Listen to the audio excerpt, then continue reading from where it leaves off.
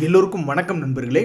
கடுமையான சரிவு ஸ்டாக் மார்க்கெட்டில். இதுக்கெல்லாம் காரணம் என்ன சொல்கிறாங்கன்னா, ஈரானுடைய கார்க் ஐலாண்டையோ அல்லது ஈரானுடைய ஆயில் வளத்தையோ கைப்பற்றி விடுவார்கள் அப்படின்ற மாதிரி பல வல்லுநர்கள் எதிர்பார்த்து சொல்லிக்கிட்டு இருக்காங்க. அது எந்த தேதிக்குள்ளே ஆரம்பிக்கப்படும் அல்லது எந்த தேதிக்குள்ளே முடிக்கப்படும் அப்படின்ற ஒரு மிகப்பெரிய ஒரு கேள்வி இப்போ போயிட்டு இருக்கிறதுனால பயத்தில் பல்வேறு நாடுகளினுடைய ஸ்டாக் மார்க்கெட்டுகள் என்பது வீழ்ச்சி அடைஞ்சிக்கிட்டு இருக்கு. அதில் நம்மளுடைய மார்க்கெட்டும் கடுமையான வீழ்ச்சியாக இருக்குது. நம்ம ஏதோ ஒரு 1.5% இறக்கத்தில் ஆடிக்கிட்டு இருக்கோம். ஆனால் நம்ம வெளிநாடுகளில் குறிப்பாக ஜப்பான் பார்த்தோம்னா 3.5% காலி. சவுத் கொரியா பார்த்தா அவங்களும் ஒரு 3% காலி. ஸோ இப்போதைக்கு நம்மளுடைய மார்க்கெட்டை காப்பாற்றி விடுற மாதிரி ஏதாவது ஒரு செய்தி என்பது ரொம்ப முக்கியமான தகவல் வேணும். அது நம்ம ஊரில் எலெக்ஷன் சம்மந்தப்பட்ட தகவல்கள்லாம் இன்டர்னல், அது ஒன்றும் பெரிய தாக்கமா அப்படின்றது தெரியல. ஆனால் குளோபல் லெவலில் ஏதாவது ஒரு பெரிய தகவல் என்பது வரணும். ஒன்றா அவங்க சீக்கிரம் கார்க் ஐலாண்டுகளை கொண்டே ஆளாகளை இறக்கி விட்டுட்டாங்களா, அல்லது ஏப்ரல் 6 சரி சண்டையிலேருந்து நாங்கள் பின்வாங்குறோம் அப்படின்ற மாதிரி சொல்கிறாங்களான்றதான் மார்க்கெட் எதிர்பார்க்குது. அதை தவிர்த்து மிகப்பெரிய ஒரு தகவல் என்னென்னா, நம்மளுடைய Q4 ரிசல்ட் என்பது இன்னும் சில தினங்களில் வந்துடும். நம்ம எல்லாரும் பேசிக்கிட்டு இருக்கோம், அங்கே பார்த்தியா கீழே கிடக்குதே, அது ஏன் ஷேர் தான், ஒரு நாள் என்றைக்காவது மேலே வரும்னு நானும் உட்காந்து காத்துக்கிட்டு இருக்கேன் அப்படின்ற மாதிரி பல பேர்த்தினுடைய ஷேர்கள் கீழே கிடக்கும் பொழுது அந்த Q4 ரிசல்ட்ஸ் என்பது நம்மளை காப்பாற்றுமா? கடைசிக்கு ஹாலிடேஸ் விடுமுறை நாட்களாவது நம்மளை காப்பாற்றுமா? என்னையே இப்படி இறங்கிட்டீங்க, ஸ்கூல் பசங்க மாதிரி என்னைக்கு லீவ் விடுவாங்க அப்படின்ற மாதிரி பார்க்க ஆரம்பிச்சிட்டிங்க அப்படின்னா நீ என்ன பண்ணுறது? மார்க்கெட் தொடர்ந்து இறங்குது. அதனால் எத்தனை லீவுகள் தற்போது வரும் அப்படின்னு பார்த்தீங்கன்னா, நாளைக்கு விடுமுறை, ரொம்ப சந்தோஷமான நாள், நாளைக்கு விடுமுறை. அதே மாதிரி ஏப்ரல் 3 இன்னொரு விடுமுறை வருது. அது ஒன்றும் ரொம்ப தூரத்தில் இல்லை, இந்த வாரம் வெள்ளிக்கிழமை. ஸோ இன்றைக்கி விட்டுருங்க, இன்றைக்கி தான் முடிஞ்சு போச்சு. கும்பாப்பாடி விட்டுட்டாங்களே 328 பாயிண்ட்டு. இதுக்கப்புறம் இனி இந்த வாரத்தில் 2 நாட்கள் தான் இருக்குது. அதனால் இந்த ரீசண்ட் ஹாலிடேஸ் அப்படின்ற தகவல் ரொம்ப முக்கியமான தகவல். எதாக இருந்தாலும் நம்மளை காப்பாற்றிக்கணும்னா வியாழக்கிழமை அன்னைக்கு தான் முடிவெடுக்க முடியும். அதுக்கப்புறம் நேராக அடுத்த திங்கக்கிழமையில் தான் போய் முழிப்பீங்க. ஸோ அடுத்த வாரம் திங்கக்கிழமைக்குள்ளே ஈரானுடைய ஐலாண்டையோ அல்லது ஈரானையோ கைப்பற்றி ஆயில் வளத்தை அமெரிக்கா எடுத்துக்குமா அப்படின்ற ஒரு மிகப்பெரிய ஒரு கேள்வி. 6 தான் நம்மளுக்கு என்னென்ற ஒரு அப்டேட் கிடைக்கும். ஆனால் நம்மளுடைய மார்க்கெட் வியாழக்கிழமையோடு முடிஞ்சிடும். அதுக்கப்புறம் கரெக்டாக திங்கக்கிழமை அன்னைக்கு தான் தொடங்கும். ஸோ மிகப்பெரிய ஒரு வால்டிலிட்டி என்பது மார்க்கெட்டில் வந்துருமா அப்படின்னு பயந்துட்டு தான் இன்றைக்கி நம்மளுடைய மார்க்கெட் என்பது இறங்கிக்கிட்டு இருக்குது. ஆனால் நாங்கள் என்ன சொல்கிறோம்னா, நீ இறங்குற ஓகே, நீ மொத்தமாக நீ எவ்வளவு பாயிண்ட் இறங்கணும்னு கணக்கு போட்டிருக்கியோ அத்தனையும் நீ ஒரே நாளில் இறங்கிட வேண்டியதானே. இப்போ ஒரு 10,000 பாயிண்ட் இறங்கணும் அல்லது 5,000 பாயிண்ட் இறங்கணும்னு ஒரு முடிவு இருந்தால் அது ஒரே நாளில் இறங்கிட்டா எங்கள் நிறைய பேர்த்துக்கிட்ட பணம் என்பது இருக்குது, அதெல்லாம் வாங்கி வச்சுக்குவாங்க. ஆனால் இப்படி ஒவ்வொரு நாளாக இறங்குறதுனால இங்கிருந்து திரும்பிடுவானோன்னு கொஞ்சம் கொஞ்சமாக இருக்கிற பணத்தை பூரா மார்க்கெட்டுக்குள்ளே போட்டுட்டு அப்புறம் உண்மையான ஒரு இறக்கம் உண்மையிலேயே வர்ற மாதிரி இருந்தால் அப்போ எங்ககிட்ட பணம் இல்லாமல் போயிடுமே. அதுதான் பல பேர்த்தினுடைய கவலை. எப்படியோ இன்றைக்கி ஸ்டாக் மார்க்கெட்டில் பிளட் பாத் வந்திருக்கு, மார்க்கெட் கிராஷ் வந்திருக்கு அப்படின்றதுக்கு இதுதான் காரணங்கள்.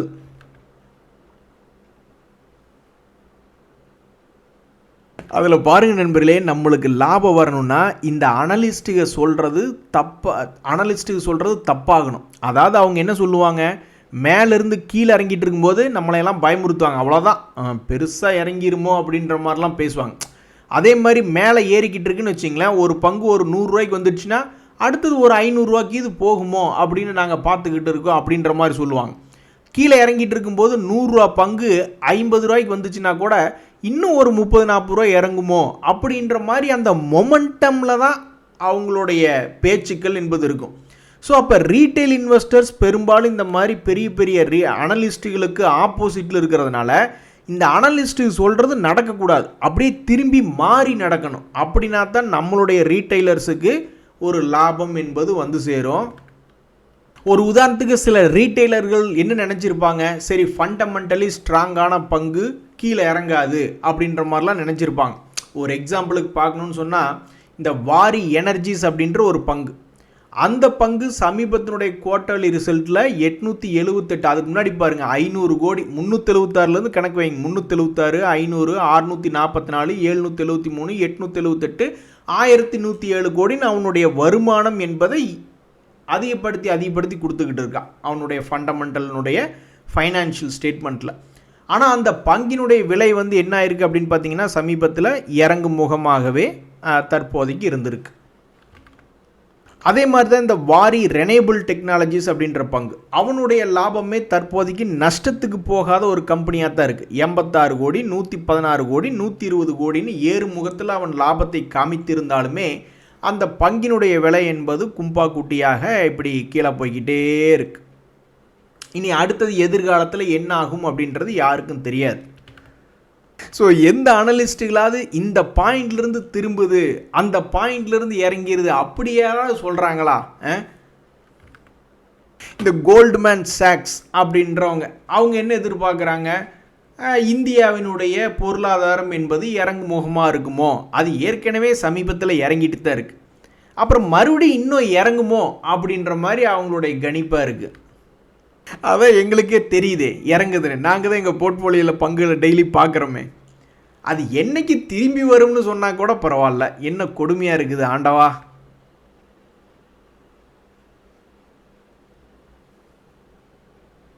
எப்போ பாரு வெந்த புண்ணில் வேலை பாய்ச்சறதே இந்த வேலையாக போச்சு அப்படின்ற மாதிரி ஏற்கனவே எல்லாமே பேட் நியூஸ், ஒரு பயகோட உருப்படியான குட் நியூஸ் என்பது கிடையாது. அதில் இந்த Q4 ரிசல்ட்டும் நம்ம பின்னாடி குத்தி விடுமா அல்லது நமக்கு சந்தோஷத்தை ஏற்படுத்துமா என்பது பொறுத்திருந்து தான் பார்க்கணும். எலெக்ஷன் ரிலேட்டடான செய்திகள் இருந்தாலுமே அது எல்லாமே இன்டர்னல், நம்மளுக்கு தேவை பெரிய லெவல் கார்ப்பரேட் லெவலில் குளோபல் லெவலில் தகவல்கள் என்பது வர வேண்டியதாக இருக்குது. இந்த சமயத்தில் பாருங்கள், இந்த பஜாஜ் ஹவுசிங் ஃபினான்ஸினுடைய ஷேர் ப்ரைஸ் ஐபிஓவாக வரும்பொழுது என்னவா இருந்துன்னு நீங்கள் நினச்சிருப்பீங்க? அடடா எனக்கு கிடைக்கலையே அப்படின்னு நிறையா பேர் நினச்சிக்கிட்டு இருந்திருப்பாங்க. ஏன்னா அந்த பஜாஜ் ஹவுசிங்கினுடைய ஐபிஓ ப்ரைஸ் என்பது 70 ரூபாய்க்கு வந்த ஒரு விலை, வெறும் 70 ரூபாய் நண்பர்களே. 70 ரூபாய்க்கு வந்த இந்த பஜாஜ் ஹவுசிங் ஃபினான்ஸ் ஓவராக ஆட்டம் போட்டான். எவ்வளவு தூரம் அவனுடைய ஆட்டம் சென்றதென்றால் 188 ரூபா வரைக்கும் அதனுடைய ஹை என்பது போயிருந்தது, அந்த ரேஞ்சுக்கு பக்கத்தில். அதுக்கப்புறம் தொடர்ந்து சரிவடைஞ்சு இப்போ எந்த ரேட்டில் வந்து விழுந்திருக்கான்னு நீங்கள் நினைக்கிறீங்க? ஆல்மோஸ்ட் 73 ரூபா, அதே ஐபிஓக்கு வந்த விலைக்கு வந்திருக்கு. என்ன ஒரு கொடுமை பார்த்தீங்களா? இதுக்கு பேர் தான் மார்க்கெட் ரிஸ்க் என்பது. ஸோ இது வந்து மிகவும் ஒரு முக்கியமான ஒரு சென்டர் பாயிண்ட்டாக தான் பல பேர் பார்த்துட்ருக்காங்க. ஏன்னா ஐபிஓனுடைய விலைக்கே வந்து விழுந்துட்டியே, அதுக்கு கம்முன்னு ஐபிஓவில் கிடைக்காதவங்க ஓடி போய் வாங்காமல் ஒரு 1.5-2 வருஷம் வெயிட் பண்ணியிருந்தா கடைசியில் அதே ஐபிஓ விலையில் வந்து விழுந்திருக்கான் இந்த பஜாஜ் ஹவுசிங் ஃபினான்ஸ். ஆனால் இது மிக கடுமையான ஏமாற்றம். எவ்வளவு பெரிய ஏமாற்றம் என்றால் 100 ரூபாய் என்பது ஒரு ரவுண்டு ஃபிகர். அந்த ரவுண்டு ஃபிகரில் வந்து சப்போர்ட் எடுக்காமல் இப்படி தொப்புன்னு விழுந்திருக்கியே, இதெல்லாம் இப்போ ஆனால் இதில் ஒரு கெட்டதில் ஒரு நல்லதுன்னு சொல்லுவாங்க, பார்த்துருக்கீங்களா நண்பர்களே? ஸோ ஸ்டாக் மார்க்கெட்டில் 100 ரூபாய்க்கு கம்மியாக இருக்கக்கூடிய பங்குகளினுடைய லிஸ்ட்டை நிறைய எடுத்து வச்சுக்குவாங்க. அப்புறம் அந்த பங்குகளில் எப்போ மறுபடி திரும்பி 100 ரூபாயை தாண்டுவாங்க அப்படின்ற மாதிரி பார்த்துக்கிட்டு இருப்பாங்க. அப்படி ஒரு லிஸ்ட்டுகளில் இது போன்ற ஒரு சோகமான வேதனையாக இந்த பஜாஜ் ஹவுசிங் ஃபைனான்ஸ் என்பது 100 ரூபாய்க்கு கம்மியாக வந்து ட்ரேட் ஆகி கொண்டு இருக்கக்கூடிய இந்த நேரத்தில் இனி எதிர்காலத்தில் 100 ரூபாயை எந்த பங்குகள்லாம் போய் தொடுகும் அப்படின்ற ஒரு லிஸ்ட் எடுத்து வைப்பாங்க நிறைய பேர். அப்படி ஒரு துக்ககரமான சரிவடைஞ்சு இப்போ இந்த பஜாஜ் ஹவுசிங் ஃபினான்ஸ் என்பது அந்த லிஸ்ட்டில் வந்து விழுந்திருக்கு. இனி நிறைய பேர் என்ன யோசிப்பாங்க? 100 ரூபாய்க்கு கம்மியான பங்குகள் என்னென்ன இருக்குது, அந்த பங்குகள்லாம் மறுபடியும் எப்போ போய் 100 ரூபா தொடும் அப்படின்ற மாதிரி நீ எடுத்து வச்சுக்கிட்டு நிறைய பேர் பார்த்துக்கிட்டு இருப்பாங்க. ஸோ இந்த சமயத்தில் மார்க்கெட்டில் கிராஷ் வர்றதுக்கு முன்னாடி விற்றுருந்தவங்க, ஒரு உதாரணத்துக்கு இந்த பஜாஜ் ஹவுசிங் ஃபினான்ஸே ஐபிஓவில் வாங்கினவங்க யாரெல்லாம் 190 ரேஞ்சுக்கு விற்றுருந்தாங்கன்னா அவங்கள மாதிரி ஒரு யோகமான லக்கியஸ்ட் பர்சன் என்பது இந்த உலகத்தில் இல்லை. இதுதான் இந்த பஜாஜ் ஹவுசிங் ஃபைனான்ஸினுடைய ஐபிஓ விலை சம்மந்தப்பட்ட ஒரு அப்டேட். நண்பர்களே, இன்றைக்கி தாம்பூர் சுகர் அப்படின்ற பங்கு இன்றைக்கி 10% ஏறி இருக்குது. உங்களுக்கு தெரியாதுல்ல, பல்வேறு பங்குகள் எனர்ஜி ரிலேட்டடான பங்குகள் வந்து திடீர்னு ஏறிட்டு இருக்கான். நாளைக்கே ட்ரம்ப் போய் ஈரானில் இருக்கக்கூடிய மக்களை கட்டி பிடிச்சிக்கிட்டு ஓகே வார் நின்று போச்சு அப்படின்னா அப்புறம் அது சம்மந்தப்பட்ட பங்குகள் என்ன ஆகுன்னு தெரில. ஸோ தற்போதைக்கு எனர்ஜி ரிலேட்டடான செய்திகள் இருக்கிறதுனால எனர்ஜி ரிலேட்டடாக இருக்கக்கூடிய திடீர்னு ஏதாவது ஒரு சோலார் பவர் அல்லது கோல் சம்மந்தப்பட்டது அல்லது இந்த மாதிரி ஏதாவது ஒரு தாம்பூர் சுகர் எத்தனால் சம்மந்தப்பட்டது ஏதாவது ஒரு பங்குகளை ஏதாவது ஒன்று பண்ணிக்கிட்டு இருக்காங்க. அந்த வகையில் இன்றைக்கி இந்த தாம்பூர் சுகர் மில் என்பது 10% ஏறி இருக்குது. இன்றைக்கி வேறு என்ன மார்க்கெட்டில் முக்கியமான தகவல் என்ன அப்படின்னு பார்த்தீங்களா நண்பர்களே, இன்றைக்கி நடக்கக்கூடிய நாள், ஏன்னா நாளைக்கு தான் லீவ் ஆகிடும் இல்லையா. ஸோ இந்த வருஷத்தினுடைய கடைசி ஒர்க்கிங் டே, அதாவது கண்கெட்ட பின் சூரிய நமஸ்காரம். பிரியாணி எல்லோரும் சாப்பிட்டு முடிச்சதுக்கப்புறம் உள்ளே எட்டி பார்த்து எனக்கு பிரியாணி இருக்கா அப்படின்னு கேட்குற மாதிரி இந்த டேக்ஸ் லாஸ் ஹார்வெஸ்டிங் என்பது நிறையா பேர் இந்த சமீபத்தில் ஞாபகமே அவங்களுக்கு வந்திருக்காது. இன்னைக்கு கடைசி நாளில் ஏதாவது பண்ண முடியுமா அப்படின்னு பார்த்துட்டு இருப்பாங்க. நான்லாம் கடைசி நாள் வரைக்கும் எதையும் இழுத்துட்டு போக மாட்டேன். என்ன ஒரு பிரச்சனை ஆச்சுன்னா, ஒரு ஏதாவது நீங்கள் ஒரு பல்காக ஒரு குறிப்பிட்ட செல்லிங் என்பது நீங்கள் பண்ணுறீங்கன்னு வச்சுங்க, கடைசி ஒர்க்கிங் டே அன்னைக்கு அது புரோக்கர்னுடைய P&L ரிப்போர்ட்டில் அது மார்க் ஆகிடும். அதுக்குண்டான டேக்ஸை நீங்கள் கட்டுற மாதிரி ரிப்போர்ட் ஜென்ரேட் ஆகும். ஆனால் இந்த இன்கம் டேக்ஸ் வெப்சைட்டில் போயிட்டு நீங்கள் பார்த்தீங்கன்னா டெபாசிட்ரியிலிருந்து என்றைக்கு வெளியே போகுதோ அந்த டிரான்சாக்ஷன் தான் அவங்ககிட்ட மெயின்டைன் ஆகிட்டு இருக்கும். அப்போ என்ன ஆகும், இந்த கரண்ட் இயரில் P&L புரோக்கர் P&L படி நம்ம டேக்ஸ் கட்டிடுவோம். அடுத்த வருஷம் என்ன ஆகுன்னா, அந்த இன்கம் டேக்ஸ் வெப்சைட்டில் நம்ம அப்போ தான் ஏப்ரல் 1ஆம் தேதி தான் நம்மளுடைய ஸ்டாக்கை விட்டு வெளியே போன மாதிரி டிரான்சாக்ஷன் இருக்கும். அப்போ அந்த ஏஎஸ்க்கும் அடுத்த வருஷம் புரோக்கர்னுடைய P&Lல நம்ம தான் போன வருஷமே விற்றுட்டோமே, இந்த வருஷத்துக்கு உண்டான டிரான்சாக்ஷன் அங்கே இருக்காது. அப்புறம் அதுக்கு நம்ம விளக்கம் கொடுத்துக்கிட்டு இருக்கணும், என்னத்தையாவது ஒன்றாகும். அதனால தான் நான் கடைசி நாள் வரைக்கும் இந்த டேக்ஸ் லாஸ் ஹார்வெஸ்டிங் என்பதெல்லாம் இழுக்கிறது இல்லை. இதில் இன்றைக்கி இன்னொரு மிக முக்கியமான தகவல் என்னென்னா, சில கமாடிட்டிஸ் ரிலேட்டடாக இருக்கக்கூடிய பல பங்குகள்லாம் மேலே வந்திருக்கான். ஒரு உதாரணத்துக்கு ஸ்டீல் அத்தாரிட்டி ஆஃப் இந்தியா அப்படின்ற ஷேர் ப்ரைஸ் 5% இருக்குது. இதுக்கு என்ன காரணம்? அதே மாதிரி நேஷனல் அலுமினியம் போன்ற பங்குகளும் 5% ஏறி இருக்குது. என்ன காரணம்னா, போர் நடக்கும்போது இவங்க என்ன பண்ணிடுறாங்க, குண்டை கொண்டு போய் இந்த மாதிரி முக்கியமான இடங்களில் steel factory, aluminium factory, crude oil plant, அது மாதிரி எல்லாம் முக்கியமான இடத்து மேலே கூட குண்டை போட்டுறாங்க. அதனால் என்ன ஆகுது, ப்ரொடக்ஷன் உலக அளவில் பாதிக்கப்படுது. அப்போ என்ன ஆகுது, இங்கே இருக்கிறவங்க அந்த ஆதாயத்தை உபயோகப்படுத்தி டக்குன்னு இங்கே இருக்கிறவங்களாம் நிறைய பேர் ப்ராடக்டினுடைய விலை ஏற்றி விட்டுறாங்க. அது நியாயம்தான், அப்படி பண்ணக்கூடாது தான். ஆனால் என்ன பண்ணுறது, பொருட்களுக்கு தட்டுப்பாடு ஆகுது, டிமாண்ட் வருது. நீங்கள் ஒரு கடை வச்சிங்கன்னா அப்படி தான் இருக்கும். திடீர்னு ஒரு புரோட்டா கடை வைக்கிறீங்க, உங்கள் புரோட்டா உலகத்திலே செம்ம ஃபேமஸ் ஆகிடுது அப்படின்னா டக்குன்னு நைஸாக நீங்கள் ராத்திரி 5 ரூபா 10 ரூபா ஏற்றி விட தானே செய்வீங்க. அது மாதிரி உலக அளவில் ஏதாவது ஒரு பொருட்களினுடைய ப்ரொடக்ஷன் பாதிக்கப்படும் பொழுது ஆட்டோமேட்டிக்காக காசுக்கு மேலே காசு போட்டு டிமாண்டுக்கு மேலே டிமாண்டு போட்டு விலை ஏற்றி விடுற வாய்ப்பு என்பது நடக்குது. அதனால தான் இன்றைக்கி இந்த செயிலு, நேஷனல் அலுமினியம் போன்ற பங்குகள்லாம் 5% பறந்துட்டாங்க. அதில் பாருங்கள், ஒரு நண்பர் சொல்கிறார், நான் என் வாழ்க்கையை எப்படி தொலைச்சேன் அப்படின்றத பாருங்கள், இந்த தகவல் வேறு யாருக்காவது உபயோகமாக இருக்குமா அப்படின்ற மாதிரி அவர் யோசிக்கிறாரு. அதாவது கல்யாணமாகி சண்டை போட்டு பெரிய பிரச்சனையாகி அப்புறம் கல்யாணமே வேண்டாண்டா அப்படின்னு சாமியாராக போய் யாராவது உட்காந்துருவாங்க. அதுக்கப்புறம் கல்யாணமாகி வர்ற தம்பதிகளுக்கு இவங்க கைடன்ஸ் பண்ணிக்கிட்டு இருக்கிற மாதிரி இந்த நண்பர் என்ன பண்ணியிருக்காரு, தன்னுடைய வாழ்க்கையில் நடந்த இதெல்லாம் பண்ணாமல் இருந்திருந்தால் நான் பெரிய ஆளாக இருந்திருப்பேன் அப்படின்ற மாதிரி சொல்கிறார். என் காலேஜ் டைம்லேயே நான் பெற்றோர்களை ஃபோர்ஸ் பண்ணி நான் 90,000 ரூபா போட்டு நான் பைக் வாங்கியிருந்தேன் அப்படின்னார்.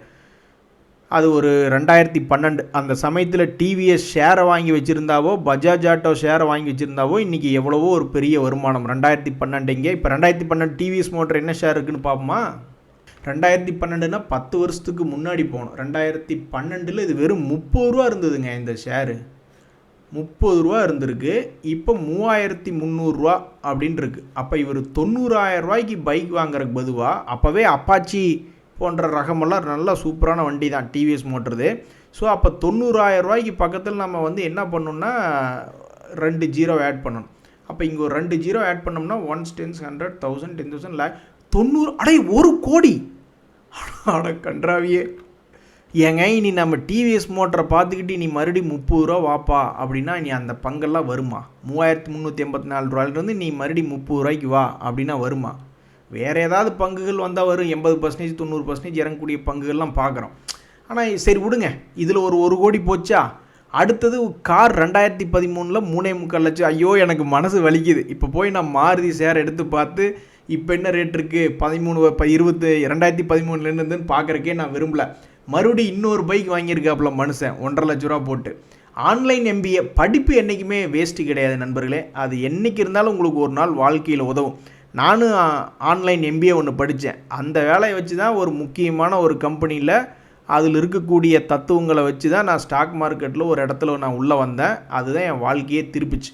அதனால் வாழ்க்கையில் உங்களுக்கு என்றைக்கு இருந்தாலும் ஒரு நாள் அந்த ஆன்லைன் MBAயில் நீங்கள் படித்ததை அந்த கான்செப்ட் உங்களுக்கு உதவி செய்யும். அதை விடுங்க. ஃப்ரெண்டுக்கிட்ட லோன் வாங்கினா யார் திருப்பி கொடுக்குறாங்கன்ற மாதிரி ஆயிடுது இந்த காலத்தில். அதனால் அதையும் விட்டுருவோம். பிக் மேரேஜ் எக்ஸ்பென்ஸ் 15 லட்சம், அதை விடுங்க. அது நீங்களா பண்ணீங்க? அப்பா அம்மா தானே பண்ணியிருப்பாங்க. எப்படியும் வாழ்க்கையில் பெற்றவங்களுக்கு நல்லபடியாக கல்யாணம் பண்ணி பார்க்கணும், ஒரு கௌரவம் வேணும். அப்புறம் ஒரு மனுஷனுக்கு, ஒரு சாதாரண மனுஷனுக்கு கௌரவம் எப்போ தான் வரும்? எப்போவுமே அவன் வெள்ளை துண்டை கட்டிக்கிட்டு வீட்லேயே படுத்துக்கணுமா? ஏதோ இப்படி ஒரு கல்யாணம் காட்சி வரும்பொழுது ஏதோ பரவாயில்லப்பா அவர் நல்லா பண்ணினார் அப்படின்ற மாதிரி அவங்களுக்கு அந்த வாழ்க்கையிலே ஒரு மனுஷனுக்கு ஒரு தடவை தான் கௌரவம் வருது. இது ரொம்ப டிபேட்டபிள். கல்யாணத்துக்கு செலவு பண்ணுறோமா பண்ணலையா அப்படின்னா பிறந்ததுலேருந்து எல்லாம் ஜட்டியோடு இருந்தால் கூட பணம் மிச்சம்தான். அதனால் அதுவும் பெற்றோர்கள் சம்மந்தப்பட்ட மனசு சம்மந்தப்பட்ட விஷயங்களை விவாதிக்கிறது என்பது நம்ம சேனலில் வேண்டாம். அது மற்ற இடங்களில் பார்த்துக்கிடுவோம். அதே மாதிரி மறுபடியும் பேட் லேண்ட் இன்வெஸ்ட்மெண்ட். 15 லட்ச ரூபாய்க்கு லேண்டு 2024 எங்கேங்க கிடச்சிது? எங்கேயாவது காட்டுக்குள்ளே போய் வாங்கியிருப்பார்னு நினைக்கிறேன். அப்புறம் மொபைல், லேப்டாப், இதெல்லாம் மொபைல் கூட விடுங்க, லேப்டாப் பல இடங்களில் உபயோகம் தான் ஆகும். ஸோ நான் இப்படி தான் என் வாழ்க்கையை நான் தொலைச்சேன் அப்படின்ற மாதிரி சொல்கிறாரு. ஆனால் இவருக்கு 31 வயசு ஆயிருக்கு. இப்போவே இவருக்கு இவ்வளவு யோசித்து பார்க்குறாருன்னா அப்போ எனக்கு தெரிஞ்சு வரலாம் 40-50 வயசு ஆகும்போது மறுபடியும் பெரிய அளவில் சாதிச்சிருவார் அப்படின்ற மாதிரி தான் எனக்கு தோணுது. அதனால் எனக்கு இதில் வருத்தப்படுறதுக்கு எதுவும் இருக்கிற மாதிரி தெரியல. ஆனால் ஒன்று, இழந்த வாய்ப்புகள் மறுபடியும் கிடைக்குமான்னு தெரில. இப்போ எப்படி நம்ம டிவிஎஸ் மோட்டர் 30 ரூபாய்க்கு பக்கத்தில் 2 ஜீரோவை போட்டு பார்த்தோம், அது மாதிரி நீ 33,300 ரூபாயிலிருந்து மறுபடியும் நீ ஒரு 10-15 வருஷம் கழிச்சு எடுத்து பார்க்கல இப்படி இன்னொரு 2 ஜீரோ போட்ட மாதிரி மறுபடியும் அந்த வாய்ப்பு திரும்ப வருமானது சத்தியமாக பல பேர்த்தினுடைய மனசில் ஏற்றுக்கவே முடியாத ஒரு விஷயமாக தான் இருக்கும். சார் வணக்கங்க. உங்கள் வீடியோஸ் எல்லாம் பார்ப்பேன். என்னுடைய 4 வருஷ எக்ஸ்பீரியன்ஸை நான் ஷேர் பண்ணிக்க விரும்புகிறேன். இந்த ட்ரூ ஸ்மார்ட் மணி கான்செப்ட்டு அந்த மாதிரியான லெவலில் தான் நிறைய பேர் பணம் பண்ண முடியும். அதாவது பெரிய பெரிய இன்ஸ்டிடியூஷனல் ட்ரேடர்ஸ் இது போன்ற ஸ்மார்ட் மணி கான்செப்ட் தான் உபயோகப்படுத்துகிறாங்க. அது எந்த மார்க்கெட் டைப்பாக இருந்தாலும் சரி, கமாடிட்டிஸ் மார்க்கெட்டாக இருந்தாலும் சரி, ஈக்விட்டி மார்க்கெட்டாக இருந்தாலும் சரி, அவங்க அந்த மாதிரி விஷயத்தை உபயோகப்படுத்தி தான் சம்பாதிக்கிறாங்க. நீங்கள் எடுக்கக்கூடிய பங்கு இப்படி கீழே விழுந்துட்டுருக்கும். ஆனால் ஒருவேளை இது சப்போர்ட்டோ அது சப்போர்ட்டோன்னு சப்போர்ட்டே தெரியாமல் நீங்கள் போய் உங்களுடைய போர்ட்ஃபோலியோவில் ஒரு பங்கை ஆட் பண்ணுவீங்க. ஆனால் அது தப்பான சப்போர்ட்டாக இருக்கும். ஆனால் அவங்களுக்கு கரெக்டாக எது சப்போர்ட் அப்படின்றத கண்டுபிடிச்சி முதலீடு பண்ணி பெருசாக சம்பாதிச்சுட்டு போயிடுவாங்க. அதனால் இந்த ஸ்மார்ட் மணி கான்செப்ட் என்பது ரொம்ப முக்கியமானது. அதில் இந்த ட்ரூ ஸ்மார்ட் மணி கான்செப்ட்லாம் லேர்ன் பண்ணுறதுக்கு 2 வருஷம் ஆகும் அப்படின்ற மாதிரிலாம் அவர் சொல்கிறாரு. நண்பர்களே, அந்த மாதிரிலாம் இருக்குது. ஸ்மார்ட் மணி கான்செப்ட் சொல்லித்தரோம், ஒரு 15,000 25,000 அப்படின்ற மாதிரிலாம் சொல்லுவாங்க. வால்யூம் ப்ரொஃபைல் அப்படி இப்படின்னு நிறைய அந்த இன்ஸ்டிடியூஷனல் ட்ரேடர்ஸ் யூஸ் பண்ணுற சொல்லுவாங்க. இதில் ஒரு முக்கியமான தகவல்னா எவ்வளவு பெரிய இன்ஸ்டிடியூஷனல் ட்ரேடர்ஸ் என்னென்ன பண்ணுறாங்கன்றது நம்மளால் அப்படி 15,000 25,000 செலவுகள்லாம் பண்ணி கண்டுபிடிக்கிறதுக்கு ஒரு கிளாஸுக்கு போய் கற்றுக்கிறது ரொம்ப கஷ்டம் நிறைய பேர்த்துக்கு. அதில் ஒரு மிக முக்கியமான தகவல் என்ன அப்படின்னா, நான் இருக்கிறது ட்ரேடிங் வியூ அப்படின்ற ஒரு வெப்சைட்டில் இருக்கேன். ஸோ அதில் இந்த ஃபிக்ஸட் ரேஞ்ச் வால்யூம் ப்ரொஃபைல் அப்படின்றது ஒன்று இருக்குது. இது என்ன சொல்லுன்னா, ஒரு பங்கினுடைய விலை மேலேருந்து கீழே இறங்கிட்டு இருக்கும்போதோ அல்லது கீழேருந்து எங்கேயோ போயிட்டு போகுது, எந்த இடத்துல அதிகமாக இன்ஸ்டிடியூஷனல் வாங்கியிருக்காங்க அப்படின்றத நம்ம ஈஸியாக கண்டுபிடிச்சிடலாம். இதுக்கு நம்ம 15,000 25,000 அல்லது 2-3 வருஷமோ கற்றுக்கணும் அப்படின்ற அவசியம் கிடையாது. அப்போ இந்த இடத்துல இன்ஸ்டிடியூஷனல் ட்ரேடர்ஸ் என்ன பண்ணியிருக்காங்கன்னா, அதிகமாக வியாபாரம் பண்ணியிருக்கக்கூடிய இந்த இடத்துல பண்ணியிருக்காங்க. இதில் இன்ஸ்டிடியூஷனல் ட்ரேடர்ஸ்லேயே 2 பேர் இருப்பாங்க. ஒருத்தர் பை சைடு பண்ணுவாங்க, இன்னொருத்தர் செல் சைடு பண்ணுவாங்க. ஸோ அப்போ ஒருத்தர் பை ஏறும் நினச்சி பெரிய அளவில் பணத்தை போட்டிருப்பாங்க. இன்னும் சில குரூப்புகள் இல்லை இது இறங்கிருன்னு சொல்லி விற்று விட்டுருப்பாங்க. ஸோ அப்போ இது யார் ஜெயிச்சிட்டாங்க அப்படின்னா, விற்று விட்டவங்க தான் ஜெயிச்சிருக்காங்க. அது கண்டுபிடிக்க முடியாது. அது சில காலம் கழிச்சு தான் கண்டுபிடிக்க முடியும்.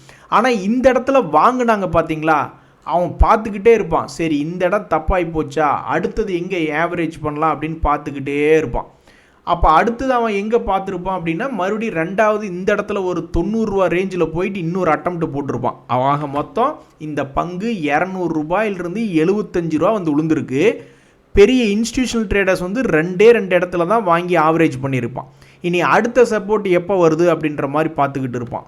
ஸோ இந்த மாதிரி நம்ம 15,000 25,000 போன்ற அளவுக்கு காசு கட்டி இந்த இன்ஸ்டிடியூஷனல் ட்ரேடர்ஸ் எப்படி பண்ணுறாங்க அப்படின்றது நம்ம இந்த மாதிரி ஒரு மிக முக்கியமான அந்த வால்யூம் ப்ரொஃபைல் இண்டிகேட்டரை வச்சே நம்ம வந்து பெரும்பாலும் அவங்க எந்த இடத்துல பணத்தை போட்டிருக்காங்க, எந்த இடத்துல அதிகமாக வியாபாரம் ஆயிருக்கு.